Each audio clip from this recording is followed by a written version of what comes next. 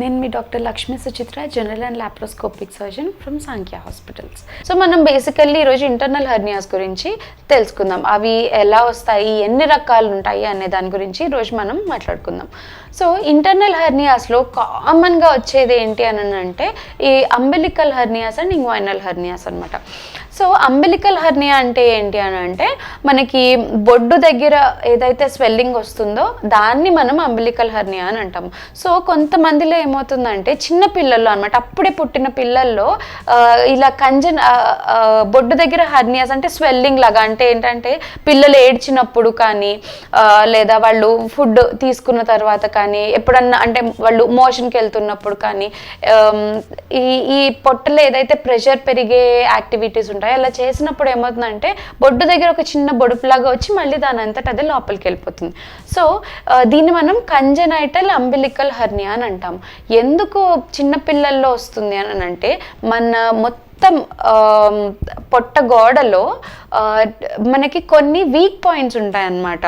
అవి ఎక్కడ ఉంటాయి అని అంటే ఒకటేమో బొడ్డు దగ్గర ఉంటుంది, ఇంకో రెండు గజ్జల్లో ఉంటాయన్నమాట.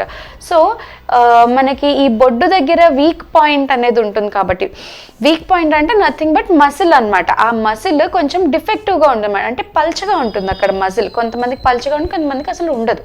సో దానివల్ల ఏమవుతుందంటే అక్కడ ప్రొటెక్షన్ బ్యారియర్ అనేది హ్యాంపర్ అవుతుంది అనమాట. అంటే అక్కడ ప్రాపర్గా ప్రొటెక్షన్ అనేది ఉండదు. మసిల్ మనకి ఏదైతే ప్రొటెక్ట్ చేస్తుందో ఆ ప్రొటెక్షన్ అనేది ఆ బొడ్డు దగ్గర ఉండదు అనమాట. సో ఎక్కడైతే మనకి ప్రొటెక్షన్ లేదో దాన్ని డిఫెక్టివ్ ఏరియా అని అంటాం అనమాట.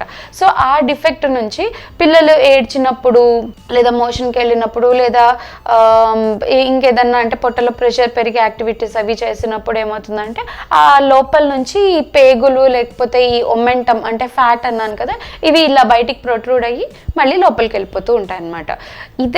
దీన్ని చిన్నపిల్లల్లో పుట్టుకతో ఉంటుంది కాబట్టి దీన్ని కంజనైటల్ అంబిలికల్ హెర్నియా అని అంటాం. ఇదే అంబిలికల్ హెర్నియా పెద్దవాళ్ళల్లో కూడా వచ్చే అవకాశం ఉంటుంది. సో అసలు ఎందుకు వస్తాయి ఈ హెర్నియాస్ అంటే మనకి ఎప్పుడైతే పొట్టలో ప్రెషర్ పెరుగుతుందో అప్పుడు ఈ హెర్నియాస్ వచ్చే అవకాశం ఉంటుంది. సో నార్మల్గా పొట్టలో కొంత అమౌంట్ ఆఫ్ ప్రెషర్ ఎప్పుడూ ఉంటూనే ఉంటుంది అనమాట. సో ఎప్పుడైతే ఆ ప్రెషర్ ఎక్కువయ్యి కాన్స్టెంట్గా ఎక్కువ అవుతూ ఉంటుందో ఆ ప్రెషరు, అప్పుడు మనకు హెర్నియా వచ్చే ఛాన్సెస్ ఉంటాయి. ఎలాగంటే లైక్ క్రానిక్ కాఫ్, అంటే చాలా రోజుల పాటు దగ్గుతూ ఉన్నారనుకోండి, సో పొట్టలో ప్రెషర్ ఎక్కువ అవుతూ ఉంటుంది అనమాట. ఈ దగ్గిన ప్రతిసారి పొట్టలో ప్రెషర్ ఎక్కువ అవుతూ ఉంటుంది. సో అలాగే వామిటింగ్స్, కొంతమందిలో ఏంటంటే కావాలని వామిటింగ్ చేసుకుంటూ ఉంటారు. అది కొన్ని సైకలాజికల్ కండిషన్స్లో కూడా మనం ఈ కావాలని వామిటింగ్ చేసుకునేవి అనేది చూస్తూ ఉంటాం అనమాట. సో ఇలాంటి కండిషన్స్లో క్రానిక్ కాన్స్టిపేషన్లో ఏమవుతుందంటే ముక్కుతారు అనమాట. ముక్కినప్పుడు మోషన్ ఫ్రీగా అయిపోవడానికి ముక్కుతారు. సో ముక్కినప్పుడు ఏమవుతుందంటే పొట్టలో ప్రెషర్ అనేది ఎక్కువ పెడతారనమాట, సో దట్ మోషన్ అనేది బయటికి వెళ్ళిపోవడానికి. సో అలాంటి టైంలో కూడా మనకి పొట్టలో ఎక్కువ ప్రెషర్ అయ్యి ఈ హెర్నియాస్ వచ్చే ఛాన్స్ ఉంటుంది. రెండోది ఏంటంటే హెవీ వెయిట్స్ లిఫ్ట్ చేసేవాళ్ళు వాళ్ళకి, ఇంకా బీపీహెచ్ అంటాం, అంటే బినైన్ ప్రోస్టేటిక్ హైపర్ప్లేసియా, అంటే యురేత్రాలో ఒక ప్రోస్టేట్ గ్లాండ్ అని ఉంటుందన్నమాట యురేత్రా దగ్గర. సో ఆ ప్రోస్టేట్ గ్లాండ్ పెరిగినప్పుడు మగవాళ్ళల్లో ఏమవుతుందంటే యూరిన్ పాస్ చేయడానికి చాలా ఇబ్బంది పడుతూ ఉంటారు అనమాట. అది యూజువల్లీ ఏజ్డ్ అనమాట, అంటే అరౌండ్ అబవ్ 40-50 ఇయర్స్ వాళ్ళల్లో మనం కామన్గా చూస్తుంటాం అనమాట ఇది. సో ఇలాంటి వాళ్ళల్లోనూ ఇంకా ఏజ్ పరంగా కూడా ఏజ్ పెరిగే కొద్దీ మజిల్స్ అనేవి నార్మల్గా కూడా కొంచెం వీక్ అవుతూ ఉంటాయి అన్నమాట. సో ఏజ్ పెరిగే కొద్దీ మనం ఇలాంటివి చూస్తాము. సో ఇంకొకటి ఏంటంటే కనెక్టివ్ టిష్యూ డిసార్డర్స్, అంటే స్వతహాగా పేషెంట్కి వాళ్ళ బాడీలో మజిల్స్ అనేవి వీక్గా ఉంటాయి. సో అవి కనెక్టివ్ టిష్యూ డిసార్డర్స్ అని అంటారనమాట. సో అలాంటి కండిషన్స్లో ఇంకొకటి ఏంటంటే ఇన్సిషనల్ హెర్నియాస్ అని ఉంటాయి. ఇన్సిషనల్ హెర్నియాస్ అంటే ఏంటంటే ఎక్కడైతే అంటే అంతకుముందు ఏదన్నా ఆపరేషన్స్ అయితే పొట్టకి, సో అక్కడ ఏం చేస్తారంటే ఎనీ ఆపరేషన్ అయినప్పుడు పొట్టని పెద్దగా కట్ చేస్తారు. సో కట్ చేసి మళ్ళీ కుట్లు వేస్తారు.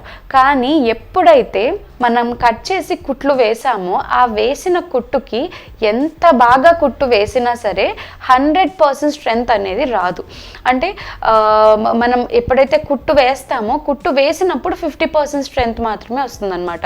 సో 1, 2, 3 months అలా అయ్యే కొద్దీ నెమ్మదిగా 80%, 90%, 95% వరకు వస్తుంది తప్పితే 100% మనకి ఆపరేషన్కి ముందు ఎంతైతే స్ట్రెంగ్త్ ఉందో ఆపరేషన్ తర్వాత అంత స్ట్రెంగ్త్ అనేది రాదు.